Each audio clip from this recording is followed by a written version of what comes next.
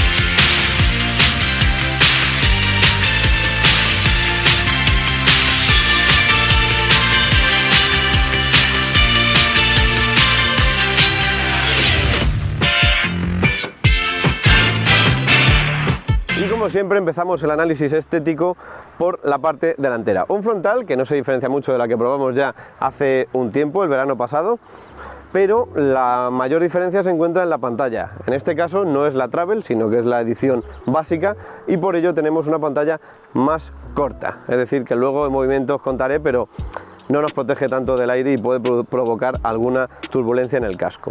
Como veis, es transparente y va justo encima de la doble óptica, que como veis tiene mucho mosquito porque estamos en época de que haya mucho ser vivo volante, pero bueno, tenemos toda la zona remarcada por un cromado muy elegante, esta zona central que serían las luces diurnas con el logotipo de Moto Guzzi, y también tendríamos LED en el resto del faro, es decir, tanto cruces como largas como posición es LED. Por debajo de los faros tenemos este guardabarros tan bien adaptado, ya que tiene una forma campera, clásica, así que aúna los dos conceptos que más definen a esta moto. Como veis, tiene una forma en la que tenemos una toma de aire central para refrigerar la zona del motor, y está pintado en este color verde mate, y aquí tenemos el emblema de los 100 años de Moto Guzzi, de 1921 a 2021.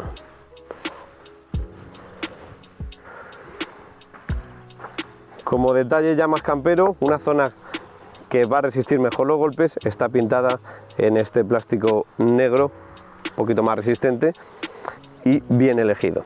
En cuanto a la horquilla, tenemos una horquilla invertida, obviamente, de 41 milímetros y un recorrido de 170 milímetros. Eso quiere decir que tenemos un recorrido ligeramente superior a la de una trail asfáltica convencional, pero sin llegar a los 200 milímetros o más, que ya tendría una moto de carácter más campero y más 50% de uso off-road. Y a esta horquilla le acompañan una rueda delantera de 19 pulgadas con llanta tubeless de radios cruzados. Como veis, le queda muy bien, es muy al estilo de las motos trail actuales. Tenemos toda una cubierta en negro y los radios cromados que le sientan de maravilla.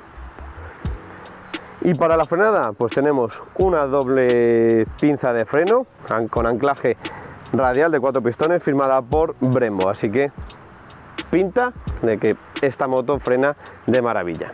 Si vamos al lateral, nos encontramos una silueta puramente de Moto Guzzi, porque sí es verdad que ha sacado una trail que se adapta mucho a las modas del mercado, pero han sabido conservar el carácter clásico que define a esta marca. ¿Dónde lo encontramos ese carácter? Pues en las formas del depósito, ya que tenemos un depósito que en la zona inferior parece que quiere abrazar a los cilindros en V que sobresalen de la moto, unos cilindros que ya son también típicos de la marca, con esta posición lateral en V. Y luego tenemos toda la zona lateral en este color plata que enlaza divinamente con el asiento marrón por un lado y la tapa lateral en verde por otro, donde vemos también el anagrama de V85 TT. Este asiento, luego os diré qué tal de mullido, pero pinta muy bien, también es casi idéntico al que probamos en la Travel. Tiene bordado el hilo también en un color más claro que el del tapizado, y aquí bordado también las palabras Moto Guzzi en dorado para resaltar sobre el marrón, así que la combinación es casi perfecta. En dorado también tenemos el logotipo clásico del águila de Moto Guzzi, y ya por lo demás pues tendríamos pequeñas protecciones para no tocar con la rodilla, en este caso esta pieza de plástico muy necesaria, aunque no lo notemos, para aislar un poco del calor que emana del cilindro. Tenemos también aquí otra pieza ya metálica, y luego ya toda la zona que sujeta tanto los reposapiés delanteros como los traseros. Como detalle curioso, en la parte trasera no tenemos un monoamortiguador central ni dos amortiguadores clásicos, tenemos uno solo y situado en la parte derecha. También tiene un recorrido de 170 milímetros y es ajustable en precarga y extensión. Y muchos diréis, ¿dónde está el escape? Normalmente en la gran mayoría de motos se encuentra a la derecha, pero en este caso en la derecha tenemos el sistema de transmisión, que es esto negro que veis, que es un sistema por cardan. Esto sustituye a la cadena y por lo tanto ya en movimiento os contaré las diferencias. Ya si habéis visto el vídeo de la Travel sabréis de qué hablo, pero es un sistema mucho más sofisticado, mejor y más fácil de mantener, pero también más sensible, así que hay que tratarlo con cuidado. Así que el escape lo tenemos en este lado izquierdo, y aquí lo tenéis, un escape de unas dimensiones considerables, es bastante grande, y como veis tiene una combinación de colores que va desde el aluminio, pasando por todo el negro mate de esta zona, en acabado metálico, pintado de plata, que le queda muy bien, aunque veis que enseguida se puede ir un poquito la blancura de la pieza por los humos del escape, pero bueno, no es un escape bonito, tampoco es un escape discreto, pero no le queda mal del todo con el conjunto de la moto. Y por último vamos a hablar de la trasera. En la trasera nos encontramos una doble óptica, al igual que nos encontramos doble faro en la parte delantera, y tenemos una marca lumínica bastante diferente, con un diseño como de turbina de avión en cada uno de ellos, con LED obviamente. En el centro tendríamos la luz de freno y todo el halo de alrededor sería la luz de posición.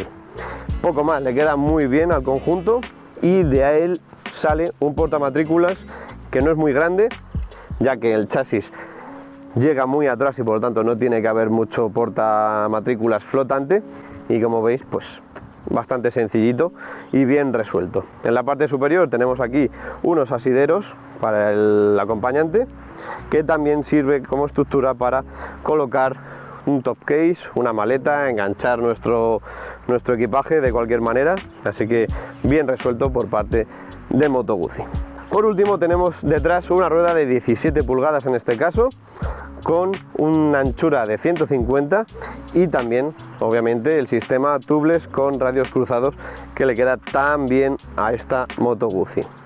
Para la frenada, un solo disco con una pinza también firmada por Brembo de doble pistón. Y nada, ahora me voy a subir para que veáis qué tal me queda. Pues nos subimos, y pese a parecer una moto muy voluminosa y muy grande, la verdad es que se llega, en cuanto midas un poco más de 1,70, vas a llegar bien con los dos pies plantados en el suelo. No es de las más estrechas en esta zona para los muslos, pero sí que nos permite llegar más o menos con las piernas rectas, sin arquear. La posición para las piernas, como veis, es relajada, no es muy de paseo, no va muy adelantados los pies, pero tampoco vamos muy forzados hacia atrás. así que bastante relajada para hacer muchos kilómetros de trayecto. Y en cuanto al manillar, la posición yo creo que es ideal para una estatura media. Si ya medimos por encima del 1,80, nos sentiremos un poco agobiados por tener el manillar tan cerca, tendremos que flexionar más o echarnos mucho más para atrás haciendo forzada la posición, pero si estamos en la media de estatura está genial, incluso para ir de pie si nos metemos por alguna pista sencilla. Como veis, la pantalla, al ser corta, pues nos va, por lo tanto la protección aerodinámica que nos va a hacer nos va a mandar todo el aire al casco, así que si vamos a hacer largos por y demás, es muy aconsejable la pantalla que lleva la Travel. Y bueno, en cuanto a tecnología, os enseño un poco el cuadro de instrumentos. Como veis, tenemos una pantalla de 5 pulgadas TFT a color, donde de manera fija tenemos el cuentarevoluciones en la parte izquierda, forma esférica, la marcha engranada, la velocidad y aquí diferentes parámetros del viaje. En la parte superior tenemos siempre la autonomía que nos queda, los kilómetros totales recorridos, hora, nivel de gasolina aquí en la parte izquierda, y aquí donde veis Strada es el modo de conducción. Como veis, ahí están los modos de conducción que se accionan mediante el mismo botón del arranque, algo que hay que acostumbrarse. Tendríamos justo aquí, este es el cortacorriente y este es el motor de arranque, y una vez que está arrancado, pulsándolo irá cambiando el modo de conducción. En la parte izquierda de la línea tenemos el control de crucero, que es muy fácil de manejar, subida, bajada, y aquí es para encenderlo o quitarlo, o sea que es muy sencillo. La parte superior manejaríamos luces largas y las ráfagas en el mismo, y ya intermitencia y la...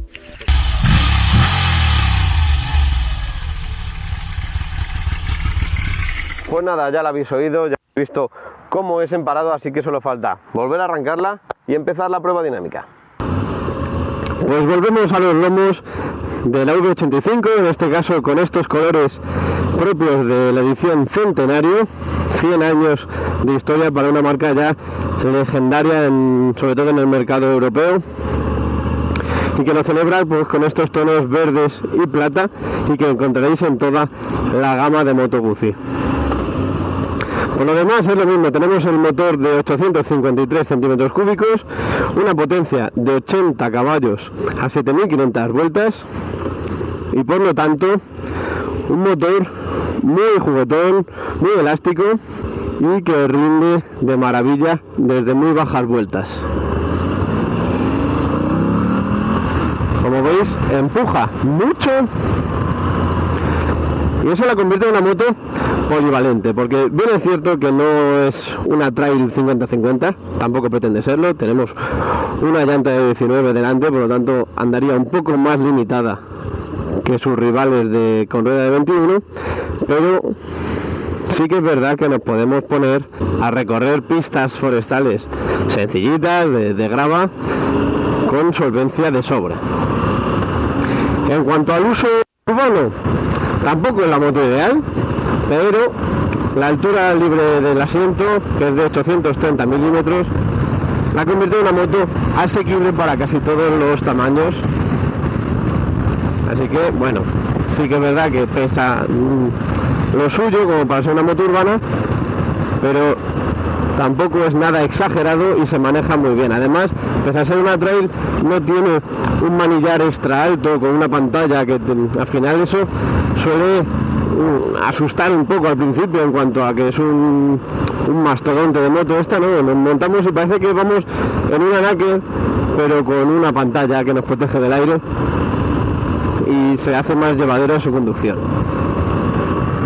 En cuanto a carretera, pues como podemos observar, estamos subiendo ahora un puertecito y la verdad es que enlaza las curvas de maravilla. El reparto de pesos está muy bien conseguido, el centro de gravedad no es muy alto y por lo tanto podemos tumbar sin ninguna complicación.